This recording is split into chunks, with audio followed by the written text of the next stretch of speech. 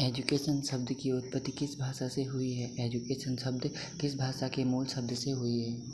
Education शब्द की उत्पत्ति किस भाषा के मूल शब्द से हुई है? लैटिन भाषा के मूल शब्द से। मनुष्यों की अंतर्निहित पूर्णता को अभिव्यक्त करना ही शिक्षा है। मनुष्यों की अंतर्निहित पूर्णता को अभिव्यक्त करना ही शिक्षा है। यह कथन है स्वामी विवेकानंद का। मनुष्यों की अंतर्निहित पूर्णता को अभिव्यक्त करना ही शिक्षा है। यह कथन है स्वामी विवेकानंद जी का। जॉन डेवी के अनुसार शिक्षा कैसी प्रक्रिया है? जॉन डेवी के अनुसार शिक्षा कैसी प्रक्रिया है? जॉन डेवी के अनुसार शिक्षा एक त्रिध्रुवीय प्रक्रिया है। जॉन डेवी के अनुसार शिक्षा एक त्रिध्रुवीय प्रक्रिया है जिसके अंतर्गत शिक्षक, छात्र और समाज या पाठ्यक्रम सम्मिलित है। शिक्षक छात्र या समाज पाठ्यक्रम सम्मिलित है। शिक्षा को द्विध्रुवीय प्रक्रिया शिक्षक छात्र के रूप में किसने परिभाषित किया है? जॉन एडम्स ने। शिक्षा को द्विध्रुवीय प्रक्रिया छात्र शिक्षक के रूप में परिभाषित किया है जॉन एडम्स ने। शिक्षा के संकुचित अर्थ का क्या तात्पर्य है? शिक्षा के संकुचित अर्थ का क्या तात्पर्य है? विद्यालय या निश्चित संस्था में दी जाने वाली औपचारिक शिक्षा। शिक्षा के संकुचित अर्थ का क्या तात्पर्य है? विद्यालय या निश्चित संस्था में दी जाने वाली औपचारिक शिक्षा। निम्नलिखित में से कौन सी औपचारिक शिक्षा की विशेषता है? निम्नलिखित में से कौन सी औपचारिक शिक्षा की विशेषता है? इसका निश्चित समय, पाठ्यक्रम, मूल्यांकन और उपाधि होती है। निम्नलिखित में से कौन सी औपचारिक शिक्षा की विशेषता है? इसका निश्चित समय, पाठ्यक्रम, मूल्यांकन और डिग्री उपाधि होती है। परिवार, समुदाय, मित्रमंडली के माध्यम से प्राप्त होने वाली शिक्षा किस श्रेणी में आती है? परिवार, समुदाय और मित्रमंडली के माध्यम से प्राप्त होने वाली शिक्षा किस श्रेणी के अंतर्गत आती है? अनौपचारिक शिक्षा के अंतर्गत। मुक्त विद्यालय, ओपन यूनिवर्सिटी, मुक्त विश्वविद्यालय, ओपन यूनिवर्सिटी और पत्राचार दूरस्थ शिक्षा के किसके उदाहरण हैं? यह है निरौपचारिक शिक्षा के उदाहरण। शिक्षण का प्राथमिक और मुख्य उद्देश्य क्या है? शिक्षार्थी के व्यवहार में वांछनीय सकारात्मक परिवर्तन लाना। शिक्षण को सबसे बेहतर तरीके से किस रूप में वर्णित किया जा सकता है? शिक्षण को सबसे बेहतर तरीके से किस रूप में वर्णित किया जा सकता है? कला और विज्ञान दोनों के रूप में। शिक्षण के स्तरों का सही क्रम है स्मृति स्तर, बोध स्तर और चिंतन स्तर।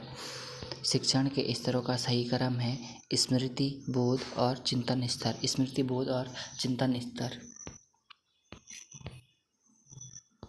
शिक्षण के स्मृति स्तर के मुख्य प्रस्तावक कौन है? शिक्षा के स्मृति स्तर के मुख्य प्रस्तावक कौन है? हार्वर्ड। शिक्षा के स्मृति स्तर के मुख्य प्रस्तावक हैं हार्वर्ड। शिक्षा के बोध स्तर का प्रतिपादन किसने किया? H.C. मॉरिसन ने। शिक्षा के बोध स्तर का प्रतिपादन H.C. मॉरिसन ने किया था। शिक्षण का सर्वोच्च स्तर कौन सा?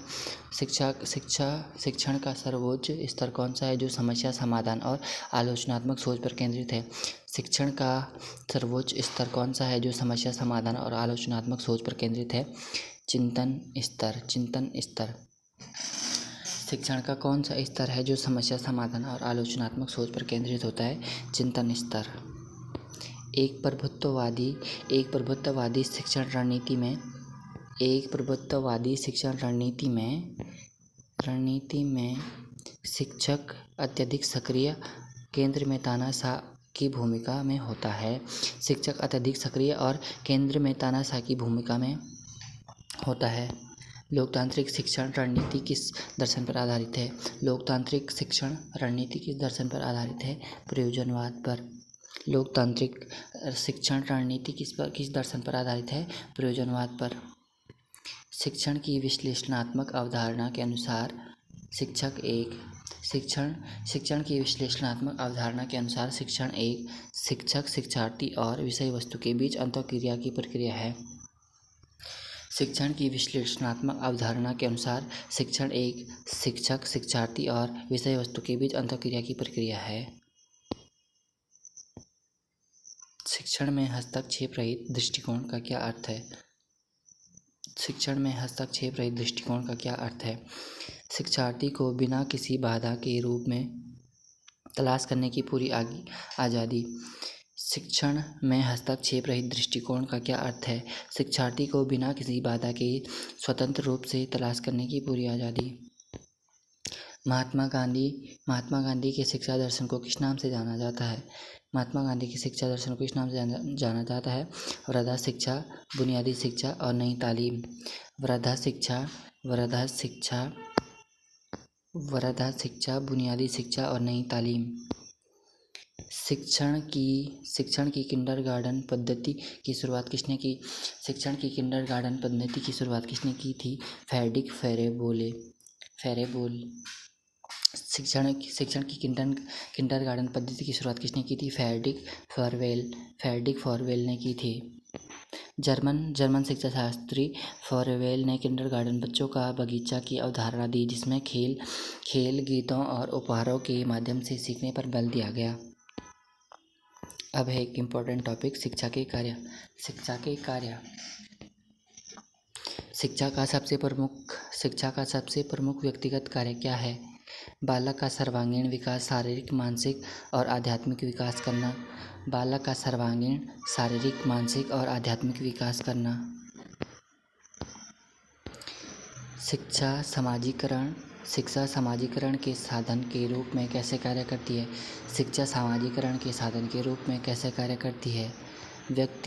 व्यक्ति में सामाजिक मूल्यों, मापदंडों और नैतिकता का संचार करके। शिक्षा का कौन सा कार्य सांस्कृतिक विरासत को सुरक्षित रखता है और उसे अगली पीढ़ी को सौंपता है? शिक्षा का कौन सा कार्य सांस्कृतिक विरासत को सुरक्षित रखता है और उसे अगली पीढ़ी को सौंपता है? सांस्कृतिक संरक्षण हस्तांतरण कार्य। जब शिक्षा किसी व्यक्ति को तकनीकी बदलावों में अनुसार नए शिक्षण जब शिक्षा किसी व्यक्ति को तकनीकी बदलावों के अनुसार नए कौशल सीखने में मदद करता है तो वह कौन सा कार्य होता है? प्रगतिशील गत्यात्मक कार्य। शिक्षा का व्यावसायीकरण शिक्षा के किस मुख्य कार्य से संबंधित है? शिक्षा का व्यावसायीकरण शिक्षा के किस मुख्य कार्य से संबंधित है? आर्थिक आजीविका। शिक्षा किस प्रकार की राष्ट्रीय एकीकरण का कार्य करती है? शिक्षा किस प्रकार के राष्ट्रीय एकीकरण का कार्य करती है? साझा पहचान, देशभक्ति और विविधता में एकता की भावना विकसित करके। समाजशास्त्री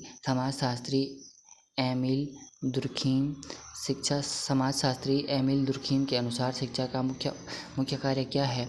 सामूहिक चेतना और सामाजिक एकजुटता। व्यवहार का परिमार्जन या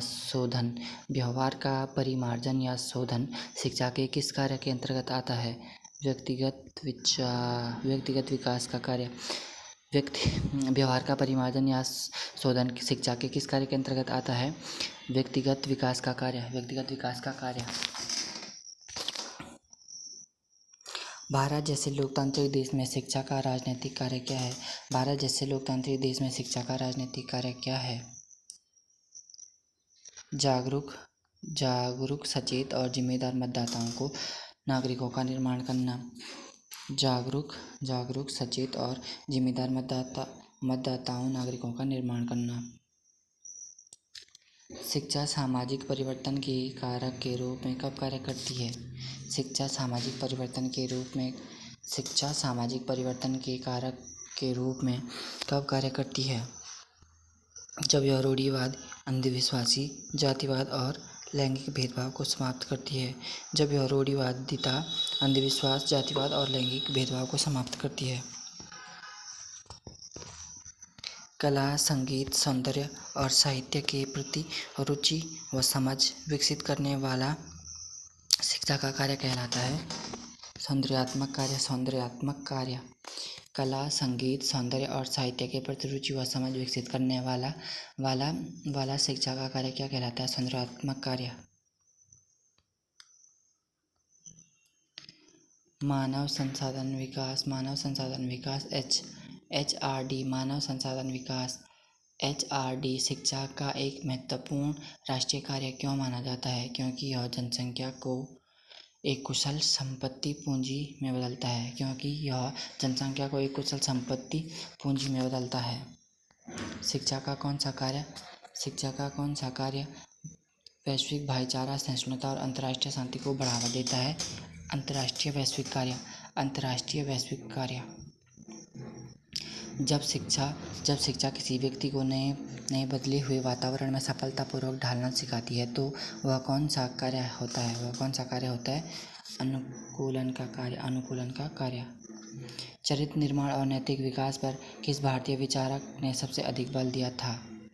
चरित्र निर्माण और नैतिक विकास पर किस भारतीय विचारक ने सबसे अधिक बल दिया था? महात्मा गांधी ने। शिक्षा सामाजिक